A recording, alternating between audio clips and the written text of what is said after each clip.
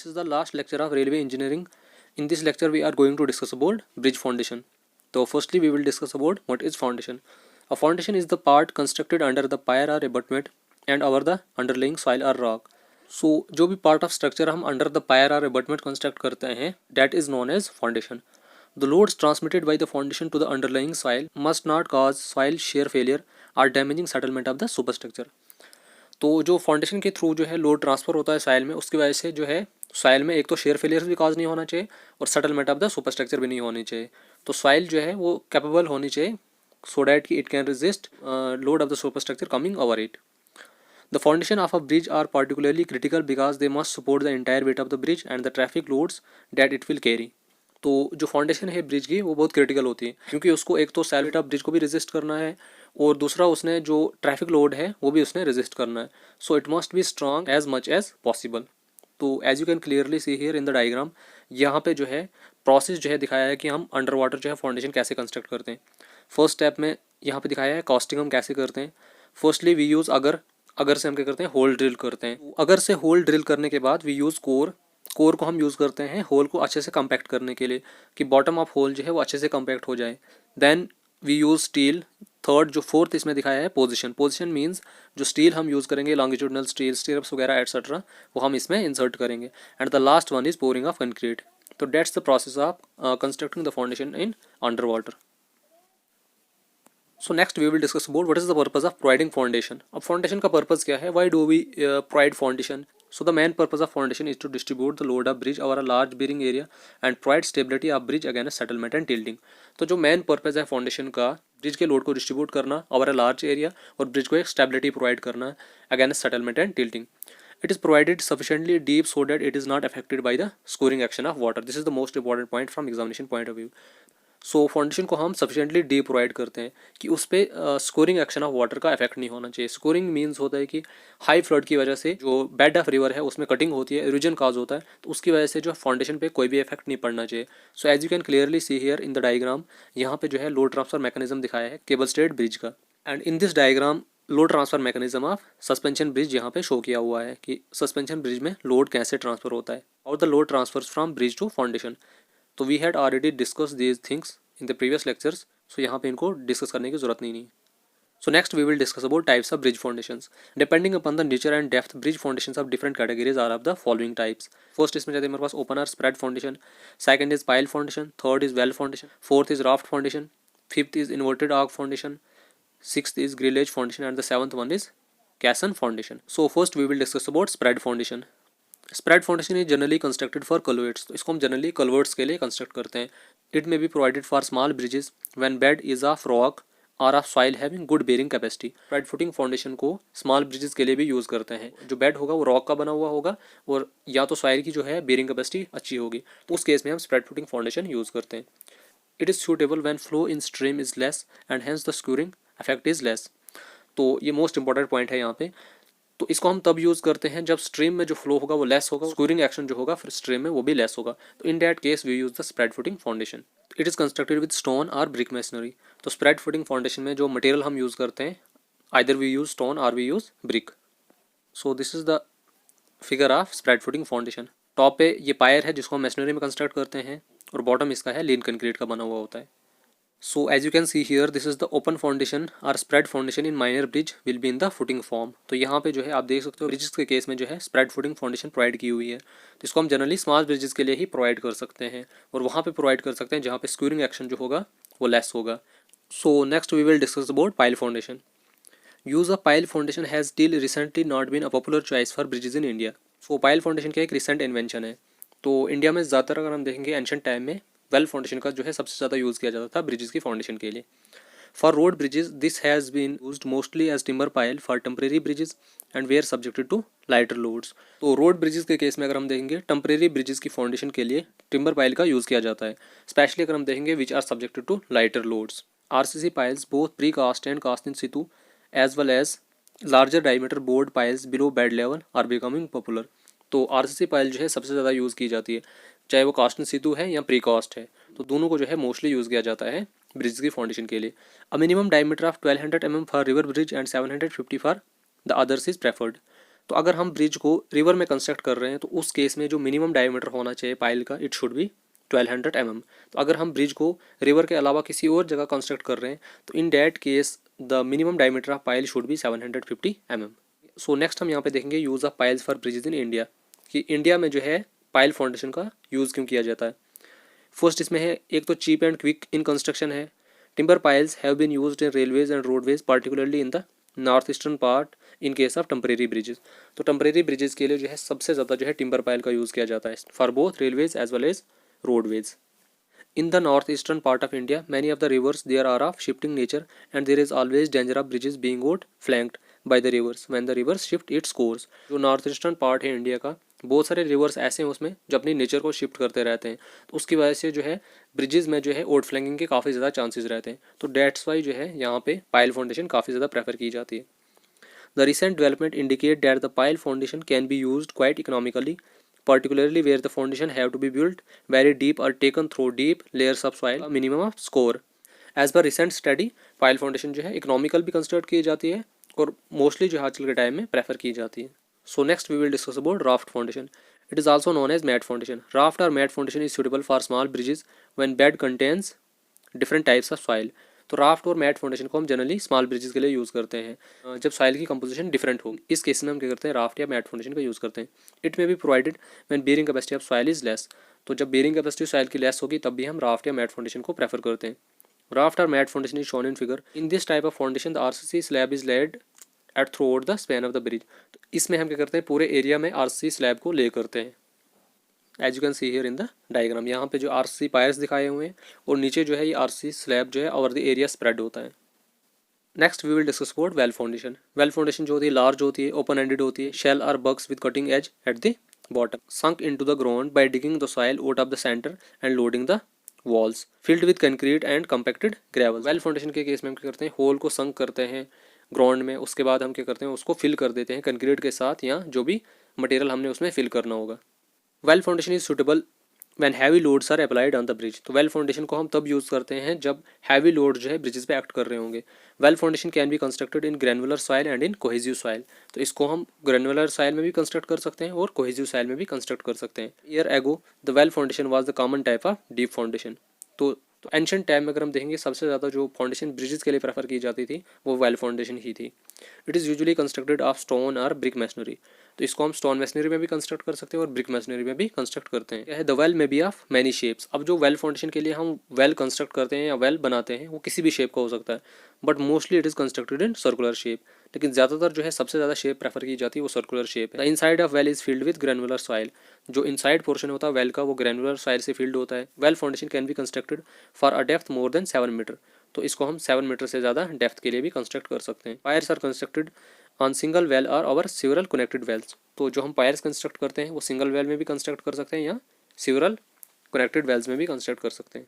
So as you can see here this is the diagram of well foundation.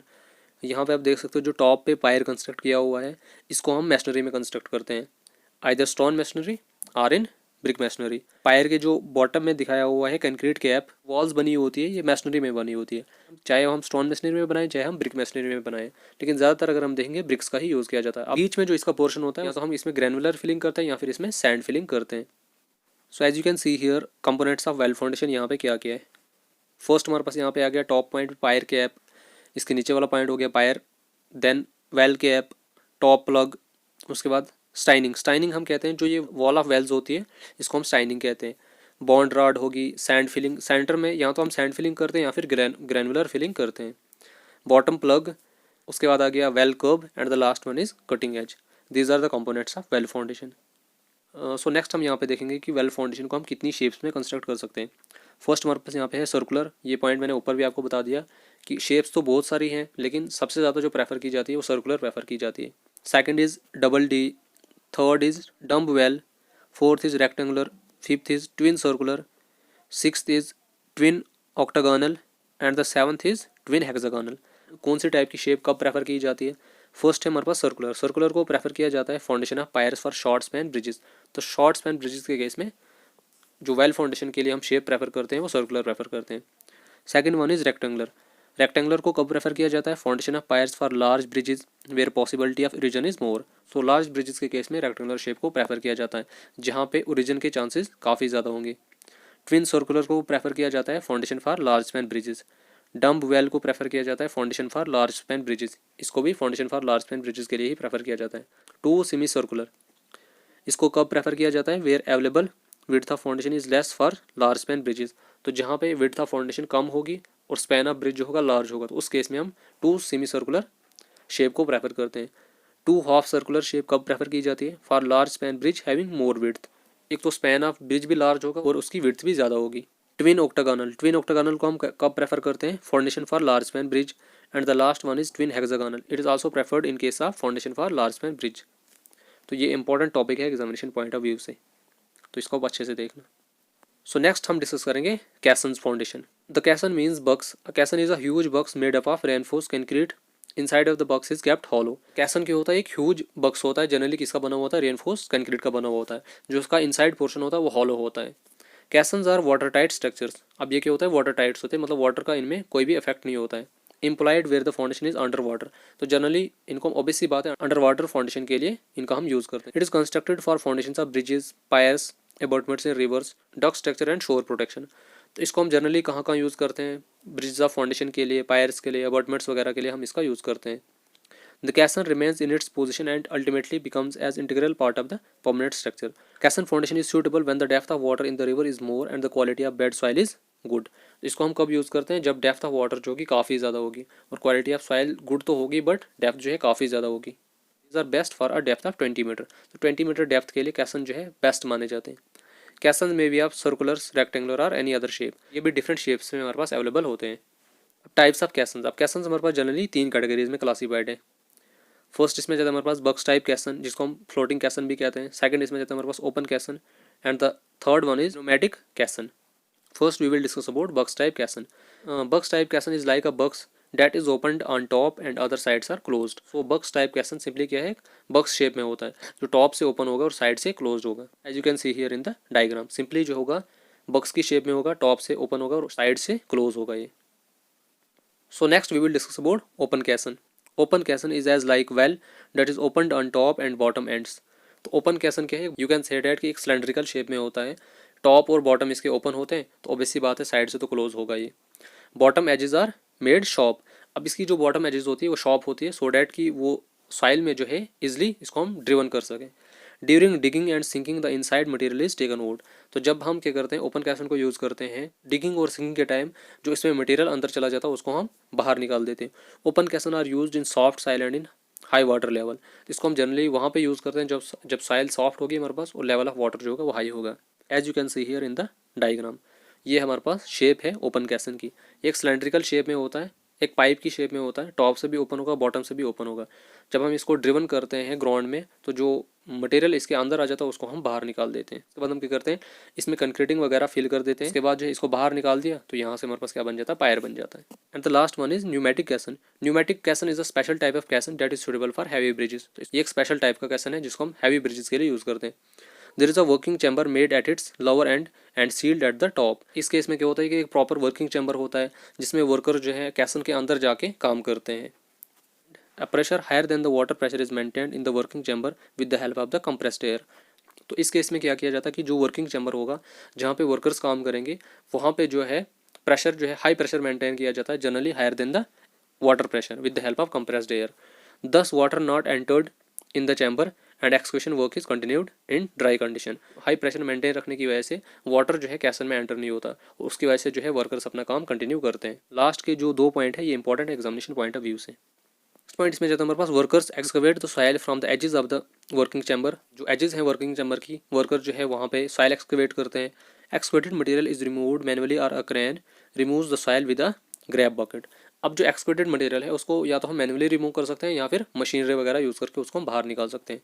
In the early bridge construction when they built with the help of caissons numerous workers were killed और permanently injured by caisson disease due to its construction. So पहले जब कैसन को use किया जाता था तो बहुत सारे वर्कर्स जो है इसमें मारे भी गए थे, कुछ इंजर्ड वगैरह हो गए थे क्योंकि प्रॉपर एक वर्किंग इन्वायरमेंट वहाँ पे अवेलेबल नहीं होता था। तो उसकी वजह से जो है वर्कर्स को काफ़ी ज़्यादा प्रॉब्लम्स हुई। अब आज के टाइम में कुछ ऐसी टेक्नोलॉजीज यूज़ की जाती है कि वर्कर्स को एक प्रॉपर वर्किंग एनवायरनमेंट वहाँ पे मिलता है। After adopting proper measures the disease was controlled. लेकिन आजकल के टाइम में एक प्रॉपर प्रिकॉशंस अडॉप्ट करके सारी डिजीज़ को कंट्रोल किया गया है। This is the diagram of pneumatic कैसन। तो यहाँ पे आप देख सकते हो कि वर्कर जो है कैसे काम कर रहे हैं, एक्सकेवेशन कर रहे हैं। कुछ लोग यहाँ पे जो है जो एक्सकेवेटेड मटेरियल है उसको बाहर निकाल रहे हैं with the help of bucket. तो जहाँ पे हैवी एक्सकेवेशन वर्क होगा तो वहाँ पे हम क्या कर सकते हैं, मशीनरी वगैरह को यूज़ करके इसको बाहर निकाल सकते हैं। So next we will discuss about inverted arch footing. The inverted arch footing is used in places where the bearing capacity of soil is very poor and the load of the structure is concentrated over the walls and deep excavations are not possible. तो inverted arch footing को हम वहाँ पे use करते हैं जहाँ पे bearing capacity of soil बहुत ही वीक होगी और जो लोड होगा सुपर स्ट्रक्चर का वो कंसनट्रेटेड होगा ओवर द वॉल्स और डीप एक्सकेवेशन वहाँ पे पॉसिबल नहीं होगी। तो उस केस में हम इन्वर्टेड आर्क फुटिंग का यूज़ करते हैं। This is not a common type of foundation. तो इस टाइप की फाउंडेशन को रेयरली यूज़ किया जाता है जहाँ पे इसकी काफ़ी ज़्यादा ज़रूरत होगी, अदरवाइज इसको ज़्यादातर यूज़ नहीं किया जाता है। Arch constructed between the two walls of the base. अब जो दो वॉल्स हम कंस्ट्रक्ट करेंगे, यू कैन से डेट कि दो पायर्स जो हम बनाएंगे उनके बेस में क्या किया जाता है कि इन्वर्टेड आर्क जो है कंस्ट्रक्ट की जाती है। The walls must be sufficiently thick and strong to withstand the outward horizontal thrust caused by the arch action. तो जो हम वॉल्स कंस्ट्रक्ट करेंगे वो सफिशिएंटली थिक होनी चाहिए सो डैट कि आर्च एक्शन की वजह से जो हॉरिजॉन्टल आउटवर्ड थ्रस्ट होगा उसको वो आराम से बियर कर सकें। For inverted arch footing and inverted arch is constructed under the foot of pierce. तो इस केस में हम क्या करते हैं कि जो पायर्स होते हैं, पायर्स के फुट में हम इन्वर्टेड आर्च को कंस्ट्रक्ट करते हैं। Usually a segmented arc with a rise of 1/5 to 1/10 of the span is used. This point is most important from examination point of view. तो ज़्यादातर जो हम आर्च कंस्ट्रक्ट करते हैं वो हम सेगमेंटल आर्च को प्रेफर करते हैं और इसका राइज कितना होता है 1/5 से लेकर 1/10 of the span. The span of the arch which usually depend upon the arrangement of the pillars. अब ये स्पैन जो है वो किस पे डिपेंड करेगा, अरेंजमेंट ऑफ पिलर्स पे। The thickness of the arch ring should not be less than 30 centimetre.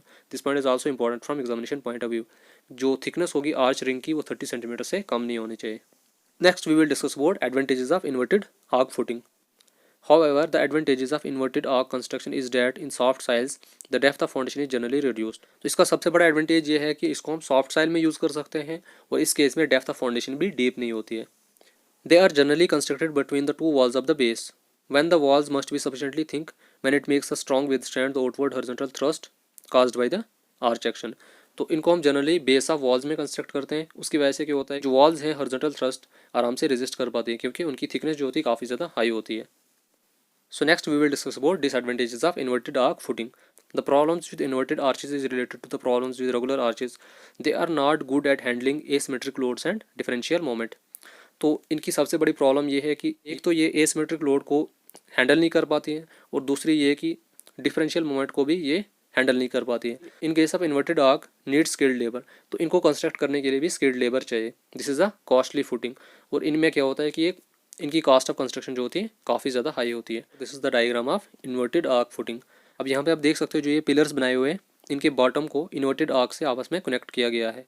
बीच में जो पोर्शन है इसको सैंड फिलिंग की गई है। इसका जो बॉटम है वो लाइम कंक्रीट का बना हुआ है। So next we will discuss about grillage foundation. Grillage foundation is a type of foundation which is used often at the base of the column. तो इसको हम जनरली जो है बेस ऑफ कॉलम में प्रेफर करते हैं। इट कंसिस्ट ऑफ 1, 2 और more tiers of steel beam superimpose on a layer of concrete. तो ग्रिलेज फाउंडेशन जो है generally number of tiers of steel की बनी हुई होती है जिनको हम कंक्रीट लेयर के ऊपर सुपर इम्पोज करते हैं। Adjacent tiers being placed at right angles to each other. और जो एडजेसेंट टायर्स होते हैं they are placed at right angles to each other while all the tiers are encased in concrete. और ये सारे के सारे टायर जो होते हैं कंक्रीट में इनकेस्ड होते हैं। Advantages of grillage foundation, it requires less time and materials for installation. इसको कंस्ट्रक्ट करने के लिए कम टाइम चाहिए और इसको मटेरियल भी कम चाहिए। It reduces the evocation of heat from the house with the help of foundation since it is not applied to frozen soil. ये एवोकेशन के इफेक्ट को भी कम कर देता है but it is not applied to frozen soil. Frozen soil के case में हम इसको यूज़ नहीं कर सकते हैं। It reduces the vibration level of the house. It is very real if the होस is build close to highway. Grillage foundation जो है most common type of foundation है जब हम होस को नियर द हाईवे कंस्ट्रक्ट करेंगे। अगर हम कोई भी बिल्डिंग वगैरह नियर द हाईवे कंस्ट्रक्ट करेंगे तो उस केस में जो है ग्रिलेज फाउंडेशन सबसे ज़्यादा प्रेफर की जाती है। So next we will discuss about disadvantages of grillage foundation. It requires the need to build piles at a sufficiently large depth. तो इस केस में जो पाइल्स की डेप्थ होती है वो काफ़ी ज़्यादा हमें चाहिए होती है। The space under the grid must be filled and heated. This is the diagram of grillage foundation. अब ग्रिलेज फाउंडेशन हमारे पास जनरली दो टाइप्स की होती है, स्टील ग्रिलेज और टिम्बर ग्रिलेज। फर्स्ट हमारे पास यहाँ पे है स्टील ग्रिलेज। तो इस केस में हम करते हैं कि सबसे बॉटम में ये जो लेयर प्रोवाइड की हुई है कंक्रीट पैड की है, उसके ऊपर नंबर ऑफ टायर्स लेके हुए हैं, both are placed one above the others and are placed at right angle to each other. And the second diagram जो है वो टिम्बर ग्रिलेज की है। तो इसमें क्या किया जाता है कि जो हमारा पायर होगा वो भी वुडन का ही बना हुआ होगा, और नीचे जो बेस होगा इसका बना हुआ वो भी वुडन का ही बना हुआ होगा। सो ग्रिलेज फाउंडेशन हमारे पास जनरली दो टाइप्स की होती है, ये मैंने आपको ऊपर ऑलरेडी बता दिया, steel grillage foundation and timber grillage foundation. So this is the arrangement of steel grillage foundation. The steel grillage foundation consists of joints or steel beams supplied in single or double layers. इस case में जो हम steel beams रखते हैं या तो single layer में रखते हैं या फिर डबल लेयर्स में रखते हैं। Its name defines its functions and structure as it is composed of steel beams structurally known as rolled steel beams. A minimum coverage of 10 cm is maintained on the outer sides of the outer beams. ये important point है कि minimum coverage जो हम रखते हैं 10 centimetre की maintain की जाती है outer sides of the outer beams as well as the above upper flanges of the upper layer. Next you can see here, this is the diagram of timber grillage foundation. The timber type foundation is provided for masonry walls heavily loaded with timber columns. तो इस type की foundation को generally जो है prefer किया जाता है masonry walls के केस में जो हैवी लोडेड होंगी। So this was the brief introduction about different types of foundation in case of bridges. तो आई होप कि आपको यहाँ तक सारी चीज़ें मैंने क्लियर करवा दी होंगी। सो प्लीज़ वीडियो को लाइक कीजिए, शेयर कीजिए, कमेंट कीजिए और चैनल को सब्सक्राइब जरूर कीजिए। So thank you so much and keep supporting me.